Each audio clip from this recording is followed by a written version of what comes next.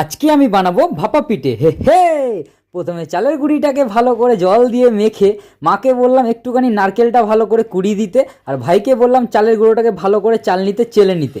আমি সুন্দর করে গুড়টাকে কুচালাম। এবার কুচিয়ে ভালো করে একটা হাতার মধ্যে চালের গুঁড়োটাকে দিয়ে ওর মধ্যে কুচানো গুড়টা দিয়ে সাথে একটুখানি নারকেলের কুচিটা দিয়ে ভালো করে চেপে চেপে ন্যাকড়া দিয়ে কড়াইতে গরম হাঁড়ির মধ্যে জলটা বসিয়ে আস্তে করে দিয়ে দিলাম। দেওয়ার পরে সুন্দর করে ঢাকনাটা দিয়ে ভালো করে ঢেকে দিলাম। তোমরা দেখো কি সুন্দর লাগছে দেখতে। তারপরে একটা সুন্দর গন্ধ বেরোচ্ছে, গন্ধটা কি দারুণ। এইবার পিঠেটা রেডি হয়ে গেল। আমি সুন্দর করে প্লেটে দিয়ে দিলাম। ভাই তো খেয়ে বলল দারুণ হয়েছে। সাথে বর্ষা এসেছিলো, বর্ষাকে একটু দিলাম। বর্ষা বলল ওহ কি লাগছে। তো মাও খেয়ে বললো ভালোই হয়েছে, আর একবার করতে হবে। তো আমিও তো তখন পিঠেটা খেতে লাগি। তোমরা চ্যানেলটা সাবস্ক্রাইব করে দাও। Bye bye.